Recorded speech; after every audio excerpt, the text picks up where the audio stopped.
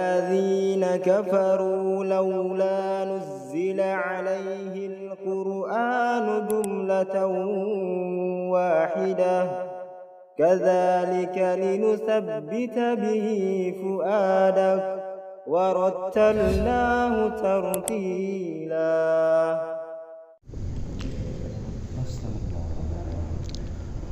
Bismillahirrahmanirrahim. Assalamualaikum warahmatullahi wabarakatuh. Waalaikumsalam warahmatullahi wabarakatuh. Alhamdulillahilladzi hadana li hada wa ma kunna linahtadiya laula an hadana Allah. Asyhadu an la ilaha illallah wahdahu la syarika lah wa asyhadu anna Muhammadan abduhu wa rasuluh. Rabbi shrah li sadri wa yassir li amri wahlul 'uqdatam min lisanihi yafqahu qawli, amma ba'd. Alhamdulillah, puji syukur kepada Allah Subhanahu wa taala.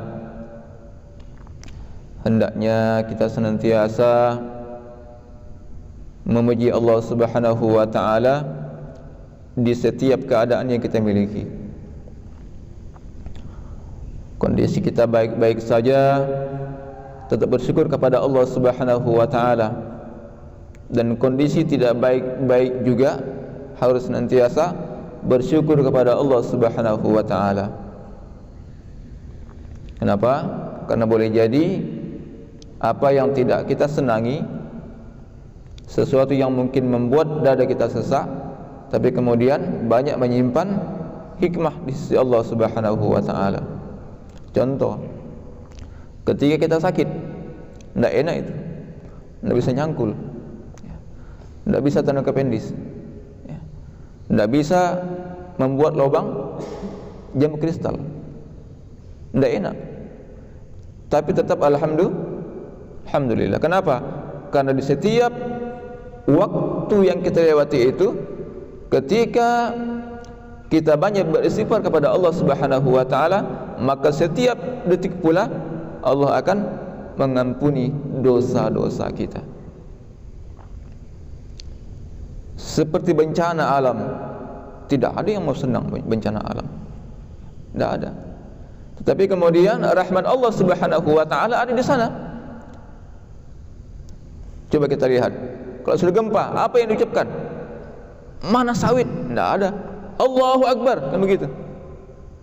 Tidak ada. Di mana truk saya? Tidak ada. Di mana Pajero terbaru? Tidak ada. Yang ada Allahu Akbar, kan begitu? Teriak, ya Allah. Muncul kesadarannya, muncul fitrahnya, akhirnya bertobat kepada Allah Subhanahu wa taala. Mungkin ketika itu dan waktu itu banyak dosa, dan memang manusia kebanyakan dosa, sehingga Allah Subhanahu wa taala perlu mensucikan kita lewat bencana itu. Jadi kasih sayang Allah Subhanahu wa taala bukan hanya berbentuk sesuatu yang kita senangi. Asa an takrahu syai'an wa huwa khairul lakum wa asa an tuhibbu syai'an wa huwa syarrul lakum wallahu ya'lamu wa antum la ta'lamun. Boleh jadi apa yang kita cintai belum tentu baik di sisi Allah Subhanahu wa taala. Dan boleh jadi apa yang kita benci, yang tidak kita senangi, justru menyimpan banyak hikmah di sisi Allah Subhanahu wa taala, dan Allah cinta hal tersebut. Salawat dan salam kepada Rasulullah Muhammad sallallahu alaihi wasallam. Allahumma salli ala Muhammad wa ala ali Muhammad. Yang kami hormati pengurus yayasan beserta yang terlibat dalam struktur di bawahnya, ada sekretaris, ada bendahara yang tidak hadir pada subuh hari ini karena punya kesibukan, kemudian pengasuh, adik-adik, dan juga yang selalu menemani kita. Pak siapa? Hasanuddin ya. Dulu 3 orang jamaahnya, nah beliau ini salah satunya. Ini belum jadi ini, masih apa namanya, dinding kiri kanan ya. Beliau sudah temani. Jadi ada beberapa orang yang hilang di sini. Pertama adalah Pak siapa namanya? Pak Ali. Nah, itu juga menemani kita itu. Bahkan belum ada kehidupan di sini, beliau sudah hadir dengan sinsonya. Alhamdulillah 11 tahun, 12 tahun ya. 12 tahun yang silam saya masuk ke tempat ini, membuka apa namanya? Lahan ini untuk kita jadikan, Allah berkenan menurunkan rahmatnya, hadzal baladan amina. Allah berkenan menurunkan sesuatu yang membuat kita tenang. Apa itu? Satu di antaranya adalah Al-Quran. Maka Quran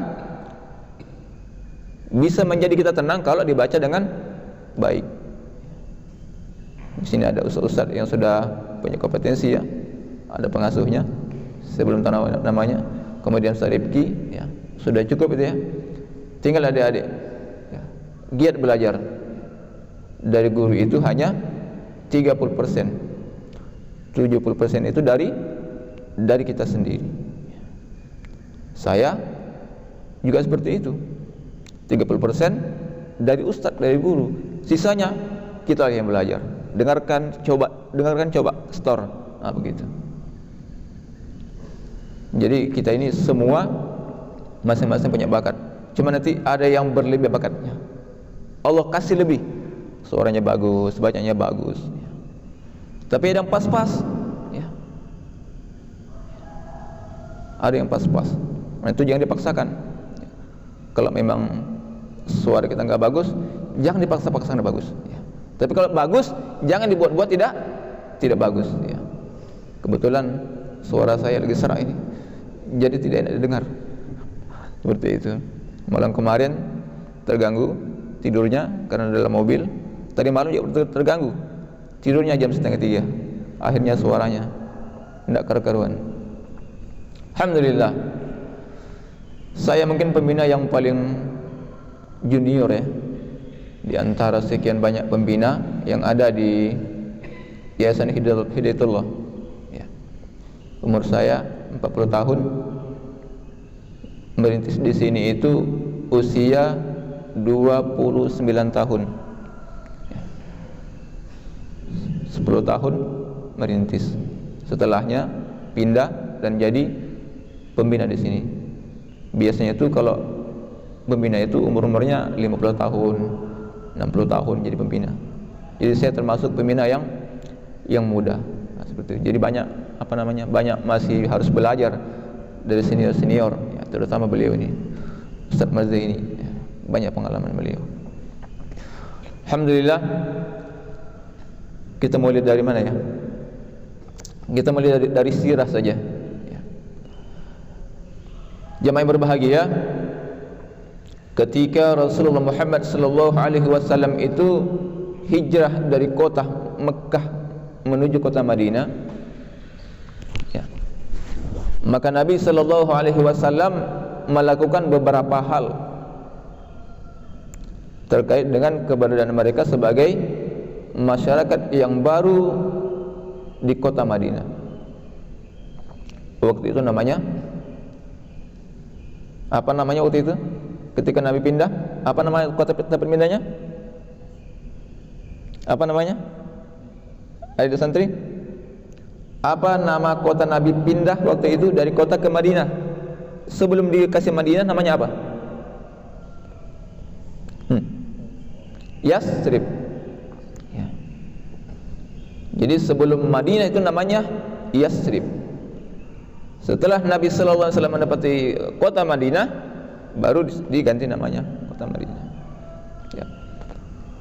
Yang pertama sekali dilakukan oleh Nabi sallallahu alaihi wasallam adalah konsolidasi, merapatkan barisan, menyatukan pikiran, karena sudah menjadi sebuah komunitas. Jadi bukan lagi pencaran-pencaran orang yang berkumpul. Kalau Madinah kan tidak begitu, di kota Makkah kan tidak begitu, berpencar-pencar, belum satu tempat, karena tidak bisa melaksanakan ajaran Islam secara terang-terangan, diintimidasi ya.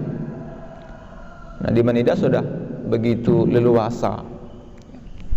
Maka Nabi sallallahu alaihi wasallam mengumpulkan para sahabat untuk menyatukan visi misi mereka terkait eksistensi keberadaan kaum muslim di kota Madinah,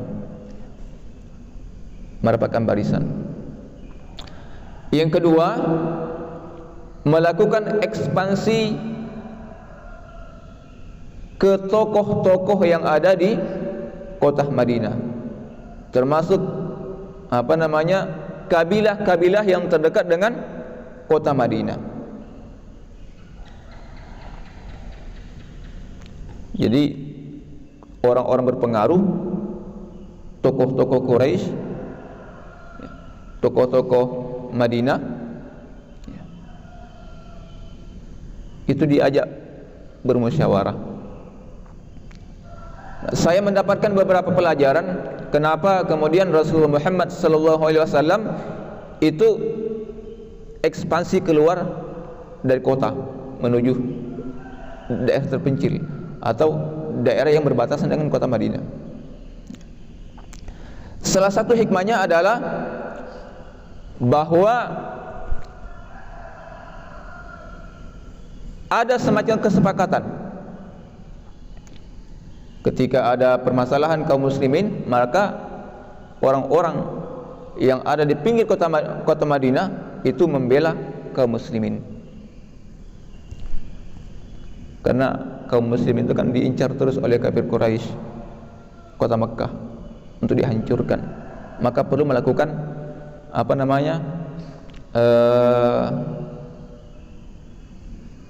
merapatkan barisan, menyatukan gerakan dengan orang-orang yang ada di sekitar kota Madinah.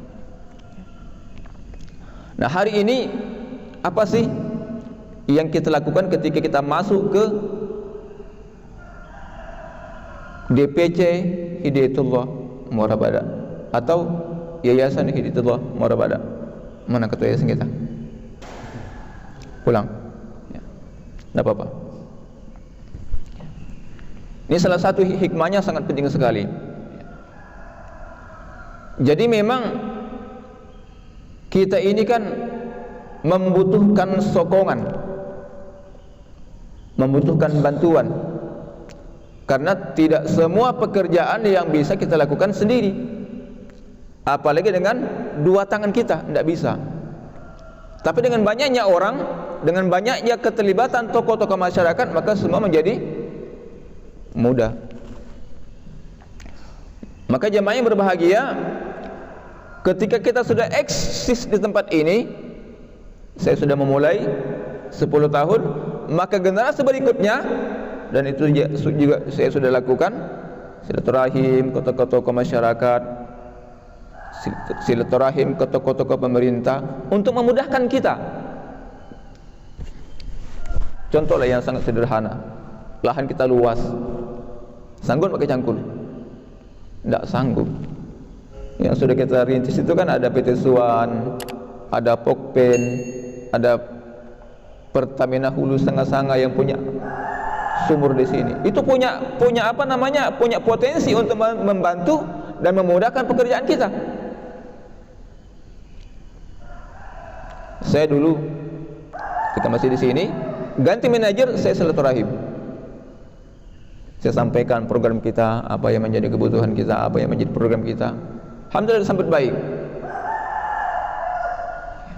Maka kalau saya butuh bantuan, misalnya keliling lahan, bersihkan lahan, atau membuat jalan ke belakang, saya tinggal telepon, Pak Manajer, kita butuh ini, Pak Manajer, lagi bikin jalan ke belakang. Oh iya Pak Ustaz, nanti kalau alatnya lewat, di ini aja, di stop aja, saya sampaikan. Udah, begitu alatnya keluar, kerja kan, pas pulang jam 5 sore, ya. Ini pondasi masjid kita ini bukan dengan tangan, tapi dengan beko. Setengah jam, sehari lewat, timbun lagi. Besok ada waktu lagi mau kerja, pulang, panggil lagi. Akhirnya ini tidak ada pakai tangan, merata pakai tangannya. Tapi kalau secara keseluruhan itu beko yang bekerja. Ini salah satu kemudahan yang kita dapatkan ketika membangun silaturahim dengan orang-orang yang ada di sekitar kita. Itu pertama. Yang kedua, karena kita ini kan orang-orang yang tercerahkan dengan dakwah, maka dakwah kita bukan hanya di kampus ini ya. Ajak mereka. Pak Hasanuddin ini punya pengalaman ini ya, huruj Pak ya, punya pengalaman huruj ya. Coba belajar sama beliau. Apa tips-tips menghadapi orang-orang yang mempunyai berbagai macam karakter, baik yang soleh maupun yang berandal. Itu ada di tabligh konsepnya menghadapi orang. Nah, beliau itu dan kawan-kawannya punya trik bagaimana mengajak berandalan bisa ke masjid. Nah, kalau kita masih ke musola ya, enak saja. Belum mengajak orang yang besarkan maksiatnya kemudian sujud kepada Allah. Itu betul trik. Jadi karena kita ini orang-orang yang tercerahkan dengan Islam, maka kemudian dakwah itu harus keluar. Makanya dulu ketika saya membangun kerjasama dengan PT Suwan itu melalui Bu Aji, kemudian membuat TK di sana, TK TPA untuk anak-anak, itu gunanya apa? Salah satu wasilah untuk kita mendekatkan orang atau karyawan yang ada di sana untuk bergabung ke sini. Jadi kalau sampai hari ini belum tersentuh itu PT Suwan, masalah itu Pak, masalah. Nah, nanti lewat Pak ini, Pak Hasanuddin, bisa disegarkan kembali. Karena kemarin pembicaraan saya sama Bu Aji, pertama hadirkan TPA di situ, yang kedua adalah bagaimana karyawan yang ada di sana bisa kita dakwahi. Misal 3 bulan sekali bikin jadwal, kontak Bu Aji. Bagaimana Bu Aji? Sesuai amanah ya, dari pendiri awal di sini katanya pernah terjadi pembicaraan untuk adakan majelis taklim. Nah, bagaimana selanjutnya? Insyaallah Bu Aji terbuka itu. Karena itu dulu yang menjadi kesepakatan pembicaraan kita. Maka dimulai dari TPA. Nah, begitu sejarahnya Pak Ustaz Marzeni. Jadi TPA itu langkah awal untuk kemudian kita ajak orang tua mereka, bapak ibunya untuk aktif mengikuti majelis taklim. Ya, tahap awal kita yang ke sana. Seperti itu. Nanti kalau sudah mulai cair komunikasi, nah baru diajak ke sini. Sebagaimana Nabi sallallahu alaihi wasallam keluar dakwah. Setelah itu baru diajak ke kota Madinah untuk melakukan pembelajaran Islam lebih intensif untuk mengenal masyarakat kota Madinah sebagai masyarakat yang baru, yang mempunyai pengaruh dan tercerahkan. Maka kalau kita tercerahkan tapi belum bisa mencerahkan orang lain, nah itu masalah Pak, berarti ada yang salah. Kata Allah Subhanahu wa taala, wal 'asr innal insana lafi khusr illal ladzina amanu wa 'amilus solihati wa tawasaw bil haqqi wa tawasaw bis sabr. Salah seorang tokoh muda mengatakan bahwa soleh itu bisa terjadi pada diri kita ya, bisa diupayakan terhadap diri kita sendiri, tapi juga soleh itu harus ditransformasikan kepada orang lain atau lingkungan kita. Kalau kita soleh sendiri nggak bisa bawa orang soleh, berarti nggak benar Pak. Karena konsepnya dua, la yu'minu ahadukum hatta yuhibba li akhihi ma yuhibbu li nafsi. Kita beriman, kita merasa enak dengan Islam, tapi bagaimana dengan tetangga kita? Mereka rasakan tidak? Merasakan tidak dampaknya pesantren? Kalau nggak dirasakan, berarti ada yang kurang. Kurangnya apa ya? Mungkin kurang silaturahimnya, itu salah satunya ya. Itu di mana-mana saya lihat, termasuk tempat saya yang ada di Banjarbaru, yang kurang silaturahim. Akhirnya lingkungan kita sendiri itu belum tersentuh dakwah kita. Ini bahaya Pak. bahaya. Nanti di akhirat mereka akan menuntut, dulu pesantren di tetangga kita tidak pernah ajak saya ke masjid, tidak pernah datangi saya untuk berdakwah. Akhirnya terganjallah kaki. Mau masuk surga Pak Marzeni itu sudah di sebelah kakinya masuk surga, satu masih di atas. Kata tetangganya, Pak Ustaz, tunggu saya dulu, ente ngadawi saya ya, saya tidak mau sampai masuk surga sendiri, saya di neraka ini. Ikut nuntut dia. Kenapa?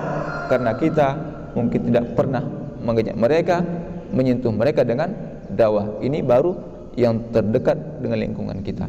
Belum lagi donatur, kan? Simpatisan kita, itu juga perlu. Maka kalau ada kesempatan Ustaz Rifki, saya sarankan Ustaz Marzeni, Pak Irwan, ya, di RQ itu laksanakanlah pengajian. Paling tidak 3 bulan sekali kah, 1 semester sekali kah. Gunanya mengajak masyarakat yang sudah aktif di rumah Quran untuk bisa ikut pengajian yang kita buat. Ini wadah untuk melepaskan tanggung jawab sosial kita terhadap orang-orang yang ada di sekitar kita. Kalau pengajiannya sudah diadakan, ustadznya sudah ada, fasilitasnya sudah ada, wadahnya juga sudah ada, mereka akan datang, kewajiban kita kepada Allah Subhanahu wa taala sudah selesai. Yang masalah kalau kita tidak pernah adakan kajian, tidak pernah adakan dakwah, tidak pernah mengajak, nah disinilah masalah awalnya. Sehingga sekali lagi kita sebagai orang tercerahkan juga harus mampu mencerahkan orang lain. Dan mesti harus ceramah, datang ke rumahnya, silaturahim, sampaikan apa misi kita. Insya Allah kalau tidak ada kepentingan ya murni untuk kepentingan dakwah, maka insya Allah orang akan lapang menerima kita. Catat itu pasti Pak, dan saya sudah buktikan itu. Kalau ngomong itu atas nama lembaga, atas nama perjuangan, insya Allah nggak akan ada yang menolak. Pasti membuka dengan tangan terbuka dan lapang dada. Karena Islam begitu. Tapi kalau sudah punya kepentingan, kita pun ngomong sudah lain rasanya. Apa yang mau disampaikannya? Dari mana dimulai? Karena apa? Ada interest di hati kita. Pasti juga nanti ada masalah di belakangnya. Ya. Jemaah yang berbahagia, kemudian yang perlu juga saya kuatkan bahwa adik-adik itu dipijit punggungnya, ya. Bangun, ya. Saya hanya memberikan sedikit gambaran ya kepada adik-adik sekalian bahwa antum hadir di sini bukan kebetulan ya. Ini khusus untuk adik-adik santri. Kita hadir di sini bukan kebetulan, tapi Allah Subhanahu wa taala sudah pilih. Ingat ya, kita sudah dipilih oleh Allah Subhanahu wa taala. Tidak semua orang bisa ya hadir ke sini dalam kondisi di tengah hutan ya. Kehidupan ya sudah mulai enak ya. Tidak seperti saya dulu, la yamutu fiha wala yahya. Ya. Mau keluar bensin terakhir, ya. Mau masak beras terakhir, ya. Mau nyalakan kompor, tinggal sedikit cahayanya. Itu dulu masa saya ya. Sekarang adik-adik sudah enak, ya. Lampunya sudah bersinar, ya. Hatinya harus lebih bersinar, harus lebih membara daripada kompor ya. Kalau kompor itu biasa, kalau kita lebih membara dari obornya Pertamina. Jadi kita di sini bukan orang-orang biasa-biasa saja. Kuntum khaira ummatin ukhrijat linnas ta'muruna bil ma'ruf wa tanhauna 'anil munkar wa tu'minuna billah. Nah itu 3 ya. Ta'muruna bil ma'ruf, yang kedua wa tanhauna 'anil munkar, yang ketiga wa tu'minuna billah. Jadi kalian ini Allah Subhanahu wa taala hadirkan di tempat ini dalam rangka 3 ini. Jadi Allah pilih. Apa ciri-cirinya? Kuntum khaira ummah itu menurut Yusuf Qaradawi ada beberapa kriteria. Pertama adalah bahwa mereka punya pemahaman yang sahih. Sahih ya, bukan sahih menurut Salafi ya, enggak. Nanti dibaca itu. Bukan sahih menurut Salafi, tapi sahih menurut Muhammad sallallahu alaihi wasallam. Kenapa saya bedakan? Karena kalau sahih menurut Salafi, ibadahnya harus ada contoh, kemudian ada dalil yang menyertai. Apalagi contoh dari sahabat. Tapi saya mau tanya, itu Salafi ada enggak kawasannya? Kawasan dia melaksanakan Islam secara utuh sebagaimana Hidayatullah melaksanakan ajaran Islam. Ada enggak? Enggak ada.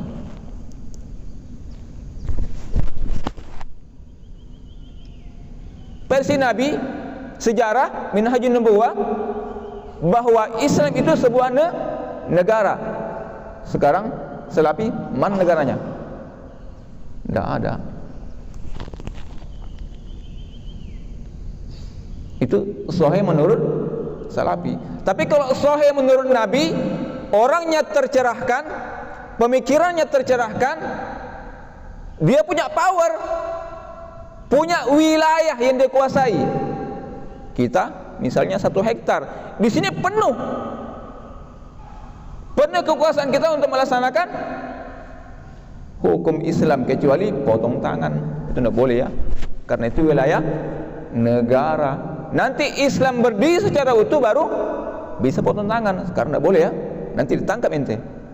Oh kamu tidak usah pak biru lah, oh, kena pidana. Tidak boleh ya. Jadi Islam itu utuh.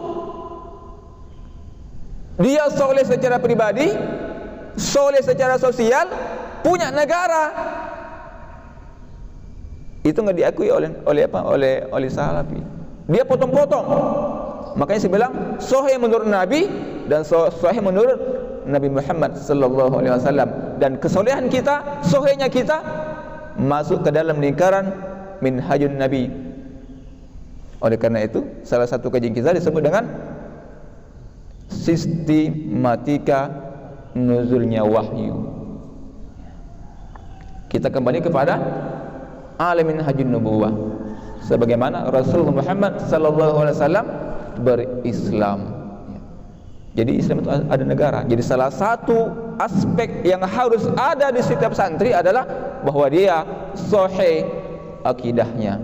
Nah, nanti ustaznya ya, silakan buku siapa yang mau dikaji. Jika perlu datangkan ustaz ke sini, siapa di Badak yang bagus kajian tafsirnya, nah, datangkan ke sini. Dikaji itu Sahih Bukhari, Sahih Muslim, tafsir, dan itu salah satu yang diperlukan oleh Kemenak. Jadi ente pakai kitab apa, siapa kiainya, siapa gurunya, kemudian kalau dia tafsir, siapa gurunya, ada itu, dan apa kitabnya, salah satunya. Jadi ini harus ada Pak di setiap kita. Dan selain kita menuntut ilmu dari guru-guru kita, maka selanjutnya kita juga harus kuat membaca, supaya pikirnya tidak seperti kata dalam tempurung. Kecil pola berpikirnya. Baru tahu satu dalil sudah nyalahkan di sebelahnya. Ente masuk neraka. Kenapa? Ini masih di bawah. Tidak boleh ya. Saya pernah dapatkan di salah satu masjid, ada jamaah masuk, dia pakai celana lepis ya, baru di bawah mata kaki. Begitu masuk, neraka, gulung celananya. Nah, tidak boleh ya. Jangan ada di tempat ini seperti itu ya. Kalau ada orang masuk cuma camping aja, pakai pikir aja dulu, tidak apa-apa. Sholat saja dulu. Nanti kalau sudah lama kasih air minum kan. Kalau ada snack, kasih singgung goreng, baru ngobrol, Pak dari mana? Masuk sudah itu dakwah Pak. Begitu, jangan main-main bidah. Tidak boleh. Itu bukan manhaj Hidayatullah. Hidayatullah itu bijaksana, bil hikmah wal mau'izah. Ya, seperti itu. Jadi adik-adik harus punya pemahaman yang benar terhadap akidahnya, terhadap manhajnya. Dan manhaj itu tidak bisa didapatkan kecuali kita harus belajar dan kuat membaca. Banyak belajar dengan guru-guru kita itu untuk menemukan tingkat kesohan yang paling sahih. Yang kedua, untuk bil hikmah, bil hasanah harus banyak membaca. Ini salah satu rekomendasi saya, silakan baca bukunya Yusuf Qaradawi, Manhaj Dakwah. Ada juga di referensi lain bukunya Ibnu Qayyim Al-Jauzi. Nah, ini orang-orang yang sangat bijak dalam berdakwah. Insyaallah kalau ini kita selalu baca, ya, kemana saja berdakwah, insyaallah diterima orang. Tapi kalau tidak seperti itu, ya tunggu saja. Ini bid'ah, itu bid'ah. Nah, akhirnya ini jadi bid'ah terakhir, ya. Kenapa? Enggak disenang orang. Itu sudah banyak kejadian. Adik-adik sekalian berbahagia yang saya hormati, tidak satu dua, ya. Baru tahu satu dalil sudah sibuk di Facebook. Ini. Ada yang ngomong, kalau gitu ente tidak usah pakai pesawat ke Mekah, naik onta aja. Kan begitu. Ini juga, tidak usah pakai ini. Allah Akbar, Allah, siapa mendatang? Tidak tahu orang. Tapi kalau pakai mic, nah, begitu, ya. Jadi jangan sempit, ya. Jangan sempit. Itu pertama. Apa? Tadi karakternya punya apa? Pemahaman atau akidah yang sahih. Yang kedua, terbebas dari apa? Dari syirik, sesuatu yang membuat amal kita tidak satu pun berguna di sisi Allah Subhanahu wa taala ketika kita masuk ke wilayah syirik. Nah, saya kira ini panjang kajiannya, ya. Tidak perlu kita perpanjang. Intinya adik-adik banyak belajar, banyak membaca, banyak diskusi. Insyaallah tidak terjebak dengan satu pemahaman yang dangkal, yang kemudian ketika kita berdakwah di masyarakat akan banyak kita temui kendala-kendala yang seharusnya tidak perlu terjadi, ya. Karena di zaman Nabi juga seperti itu. Satu kali ada seorang badui itu masyarakat pedalaman, ya, datang ke Masjid Nabawi, ya. Lalu ini orang langsung kencing, bapak sekalian, di ujung Masjid Nabawi. Umar melihat itu, itu potong kepalanya itu. Suruh potong kepalanya, ya. Kata Nabi jangan. Bayangkan, Pak. Yang lain suruh angkat, suruh buang, ya. Tapi tidak begitu. Nabi suruh itu badui keluar, bersihkan najisnya, kemudian siram lantainya. Kenapa dia seperti itu? Karena tidak tahu. Sama lah kita kan, tidak pakai peci, tidak tahu kan apa fungsinya peci. Ayo, mana pecinya? Pakai peci, ya. Peci itu identitas, tahu? Identitas. Kalau anak pang gimana? Identitasnya, ya. Ada nggak pang pakai begini? Nggak ada, ya. Anak pang nggak pakai begini, ya. Pang itu rambutnya ke atas. Ini kuning, ya, biru, ya, coklat, ya, kelabu, ya, pink dan seterusnya. Itu anak pang. Ya. Apalagi kalau rocker gimana? Rambutnya panjang. Di sininya dikasih anting, ya. Itu rocker. Baru bertato, ya. Nah, kalau santri gimana? Berpeci. Bajunya koko. Dan mesti harus putih, ya. Tapi putih lebih bagus, ya, lebih afdol, ya. Contoh yang sangat sederhana. Misalnya Ustaz Marzeni masuk ke kantor bupati, itu melewati beberapa tempat. Kalau orangnya dilihat lusuh-lusuh, dia gagal masuk loh. Tidak boleh masuk. Bapak tidak ada. Padahal santai di dalam minum kopi, ya. Kenapa? Karena penampilan kita tidak meyakinkan. Tapi kalau pakai sepatu mengkilat, ya, celananya digosok, pakai jas, ya, rambutnya sudah gagah, ya. Iya Pak Ustaz, ada apa? Masya Allah, ya. Kenapa? Karena penampilannya sudah meyakinkan. Saya juga begitu ya, karena saya dapat amanah untuk mendobrak birokrasi provinsi ya, bupati, wali kota, gubernur. Saya begitu. Kalau siang nyetel kayak anak muda ya, kayak anak muda. Setel jas, kincong sepatu, ya, bajunya oke, naik. Mari Pak. Selamat siang. Kenalan dulu. Ini Pak, kita mau ketemu dengan Bapak Sekda ini. Ada keperluan mau silaturahim warga pesantren. Oh iya Pak, tanggal berapa mau? Nah, ini ya apa, nanti diajukan surat, insya Allah nanti disampaikan. Sudah, tidak panjang urusan. Tapi kalau pakai camping, oh, siapa ini? Direkeng ya, itu salah satu. Ini kita menghadap Allah Subhanahu Wa Taala. Ya, harusnya lebih sopan. Ya, rambutnya ya kasih minyak lah. Ada minyaknya? Ada? Minyak rambutnya ada? Jangan pakai minyak jelantai. Pakai minyak jelantai. Itu identitas bahwa kita ini santri, bahwa kita tercerahkan. Maka yang kita pakai juga adalah warna-warna tercerahkan. Oh, ini santri. Ya. Jangan terpengaruh ya dengan orang lain. Oh, dia nggak pakai peci, tidak boleh. Saya juga nggak pakai peci, tidak boleh ya. Jadi kalau ada orang jelek, jangan dibandingkan sama yang jelek. Saya jelek, dibandingkan, tidak boleh ya. Membandingkan itu, bandingkanlah dengan yang di atas dari kita. Kalau dia bisa menghafal satu hari satu ayat, kok saya tidak bisa ya, kan begitu. Kalau dia nggak pakai peci, masa sih saya harus nggak pakai peci? Kan jelek, sama-sama jelek. Nah, bandingkan sesuatu yang lebih bagus daripada kita, sehingga tidak ada kejelekan yang ada pada diri kita. Seperti itu. Apa tadi? Masih ingat? Apa? Yang pertama, kuntum khairu ummah, akidahnya, pemahamannya sahih, ya. Yang kedua apa tadi? Ya? Jangan mensekutukan Allah. Yang ketiga adalah berwawasan luas. Insyaallah kalau orang berwawasan luas tidak akan senang menghakimi orang.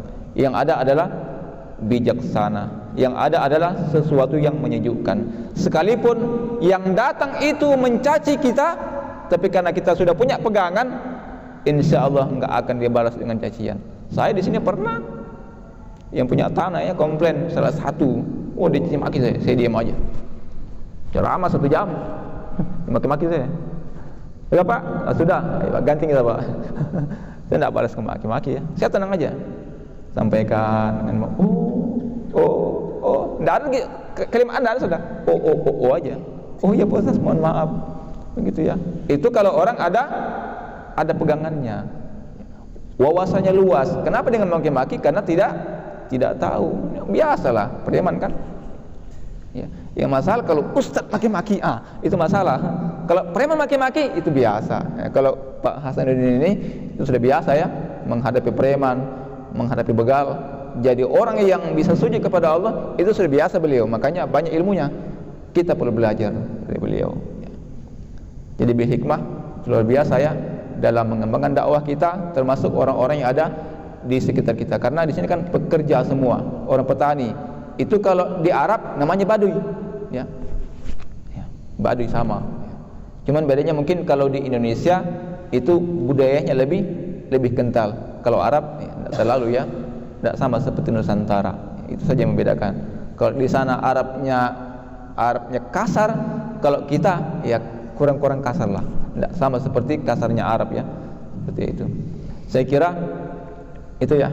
Hadirin sekalian, mudah-mudahan silaturahim kita pada pagi hari ini membawa berkah di sisi Allah Subhanahu wa taala, dan kepada pengurus Ustaz Rifki, ya, Ustaz Irwan, Ustaz Marzeni bisa makin kokoh ya. Jadikan kekurangan-kekurangan kita di sini untuk menjadi lebih jauh untuk melompat ya. Karena tidak ada proses yang kita lalui kecuali Allah Subhanahu wa taala ingin mengangkat derajat kita untuk mengangkat kompetensi kita ya. Sedikit saya tambahkan, pernah lihat emas? Emas itu kan cantik sekali tuh, mahal harganya, tapi lihat prosesnya. luar biasa ya, dibakar, ketok, bakar, ketok, bakar, ketok ya. Akhirnya menjadi dia sebuah benda yang sangat berharga. Artinya manusia juga seperti itu. Kalau nggak mau memproses diri, nggak mau menantang sesuatu yang kita inginkan, nggak mungkin jadi. Saya hari ini harus dapat misalnya 1 surah. Kalau kita nggak tantang itu nggak bisa. Biar 1 tahun, biar 10 tahun, nggak bisa-bisa. Jangan menghafal, membacanya saja masih terbata-bata. 10 tahun di pondok, Bismillahirrahmanirrahim, Alhamdulillahirabbil alamin. Tetap, kenapa? Nggak belajar. Sebagaimana besi tua, tetaplah dia menjadi besi tua kalau tidak diproses. Tapi kalau dibawa ke tukang besi, ketok bakar, jadi dia parang yang tajam, bisa memotong sapi nanti Idul Fitri, Idul Adha ya. Kalau dulu motongnya begini, kalau nanti Pak Marzaini pakai pisau yang jantan, sudah putus ya. Itu proses. Bismillahirrahmanirrahim. Bisa begitu? Tidak bisa ya, karena belum belajar. Ar-Rahman 'allamal Qur'an, khalaqal insana 'allamahul bayan. Giginya sudah cepat 1. Sudah enggak sempurna. Harus ditambal ya. Baru ada gereges ya. Jadi adik-adik merasa nanti itu susahnya baca Quran kalau sudah giginya copot. Jadi saya kayak apa lidahnya, tidak bisa. Harus ditambal pakai batu ya. Baru kemudian bagus ya. Berapa tahun saya belajar? Belajar suara itu dari kelas 6 SD. Itu sudah belajar. Ikut MTQ ya, udah biasa. Ya. Jadi masuk pesantren tambah jadi. Saya dulu itu 2, mengaji sama nyanyi. Ya, lagu Roma Irama saya hafal itu. Megizet saya hafal. Epi Tamal saya hafal. Ya. Semua penyanyi-penyanyi dangdut itu, termasuk Nika Ardila, hafal semua. Ya. Masuk ke pondok, weh mantap, ada Mis'ar Rasid kan. Jadi sudah. Jadi barang itu sudah mulai terbentuk. Nah, tinggal diasah lagi. Seperti parang, tumpul, asah. Coba patokkan, oh belum tajam, asah, begitu. Satunya modalnya Al-Fatihah aja. Al-Fatihah tapi 10 lagu. Alhamdulillahirabbil alamin. Apa? Al-Ghamidi. Alhamdulillahirabbil alamin. Apa? Belum tahu ya. Alhamdulillahirabbil alamin, Ar-Rahmanir Rahim, Maliki yaumiddin. Nah, gitu ya. Alhamdulillahirabbil alamin, Alhamdulillahirabbil alamin. Macam-macam ya. Satu saja bismillah bisa 20 ketukan nada. Caranya bagaimana? Nah, ada Ustaz Fikih belajar sama beliau. Putarkan Mis'ar Rasid, satu aja dulu ya. Putarkan Mis'ar Rasid, Al-Fatihah saja. Satu model lagu. Karena Mis'ari itu Al-Fatihahnya macam-macam juga. Ya. Dan saya semuanya alhamdulillah bisa menirukan. Nah, bisa. Belajar ya, insyaallah bisa. Satu aja dulu. Alhamdulillahirabbil alamin, Ar-Rahmanir Rahim, Maliki yaumiddin. Atau yang lebih enak, Alhamdulillahirabbil alamin, Ar-Rahmanir Rahim, Maliki yaumiddin. Nah, itu yang datar-datar saja. Itu sebagai pola. Kalau jahit baju, membuat baju pola, maka pola dasarnya harus ada. Itulah yang diasah. Tidak usah dulu surah Al-Kahfi ya. Bismillah saja dulu benahi.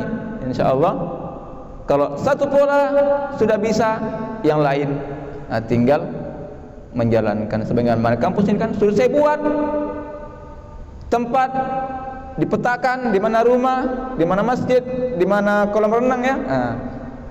Tinggal melanjutkan orang berikutnya. Sama seperti mengaji ya. Satu pola sudah dapat, insya Allah pola berikutnya bisa. seperti itu. Nah, satu hal lagi yang saya pesankan, kalau adik-adik mau rekaman, uji dulu sama Ustaz Biki surah apa. Saya kalau mau rekaman sama Ustaz Iwan itu butuh 20 kali coba baru saya direkam. Adik-adik harus begitu ya, harus bisa. Jangan pulang kampung kalau belum bisa. Nah begitu ya tekadnya. Jangan pulang kampung kalau belum bisa. Karena santri itu modelnya cuma dua ya. Pertama apa? Bisa ceramah. Yang kedua bisa imam. Kalau dua ini sudah kuasai, rata medan. Insya Allah Anda akan dikenal menjadi orang besar sekalipun isinya kecil. Seperti itu ya. Ya. Insya Allah ampunnya itu sudah menunggu ya. Jangan ragu. Ya. Saya dengan hafalan yang hanya beberapa juz, ya, sudah mau lolos ke Mesir. Ya. Sekolah kedokteran hampir masuk. Ya. Cuman saya tidak mau. Orang gila-gila yang masuk kedokteran ya. Ya.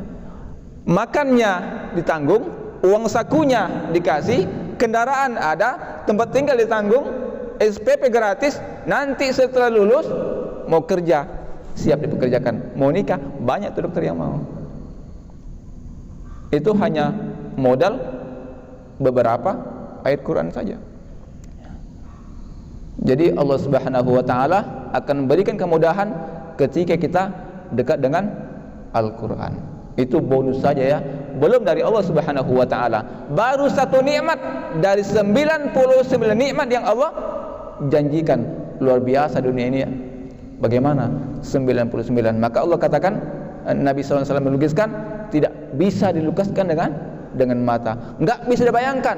Karena satu kenikmatan saja itu seluruh dunia seperti surga indahnya dunia ini. Bagaimana dengan 99 yang masih tertinggal di sisi Allah Subhanahu wa taala.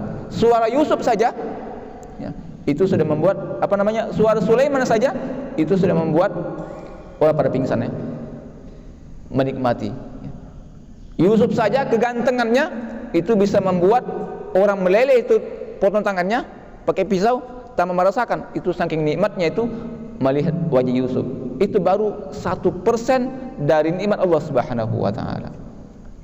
Jadi jangan ragu untuk bertahan di tempat ini, belajar terus, ya, diskusi terus, mencoba terus. Insya Allah Anda akan menjadi orang-orang yang dicintai oleh Allah Subhanahu wa taala dan dicintai oleh umat Islam. Ya, saya kira itu saja yang dapat saya sampaikan. Mudah-mudahan di lain kesempatan kita bisa bertemu kembali. Insya Allah ya, mudah-mudahan saya sudah tekad untuk murabadah. Kita akan hadirkan nanti orang-orang tertentu yang bisa memacu semangat kita untuk lebih baik ya. Tapi syaratnya tingkatkan kemampuan Anda. Kalau kemampuannya sudah 60% ke atas, kita akan datangkan orang-orang yang punya kompetensi, yang bisa membuat kita semua ada di santri lebih semangat lagi untuk belajar ya. Saya menjadikan tempat ini insya Allah sebagai pusat penghafal Quran. Nah, siapa nanti yang datang? Siapa tokoh-tokoh besar di Kalimantan Timur misalnya, atau di Indonesia? Siapa yang paling bagus bacaannya? Kita datangkan ke sini. Daurah Al-Quran di mana? Ummul Qura, pesantren Hidayatul Murabadah. Nah, yang lain masih belum ke situ ya pikirnya. Kalau kita sudah ke situ, jadi adik-adik jangan pernah berpikir di sini pulang kampung. Enggak, jangan. Anda harus bisa sampai ke Madinah, harus sampai ke Maroko, harus sampai ke Mesir, bahkan kalau bisa imam di sana. Syaratnya kemampuan Anda harus ditingkatkan, bahasa Arabnya dikuatkan. Maka semuanya tidak mustahil ya. Tidak ada yang mustahil bagi Allah Subhanahu wa taala. Man jahada fa inna ma yujahidu li nafsi. Allah akan berikan ya sesuatu yang terbaik yang kita usahakan, dan Allah tidak mengingkari janjinya dan usaha yang kita lakukan. Demikian, hadanallahu wa iyyakum ajma'in. Wassalamualaikum warahmatullahi wabarakatuh. Wa ma arsalnaka illa rahmatan lil alamin.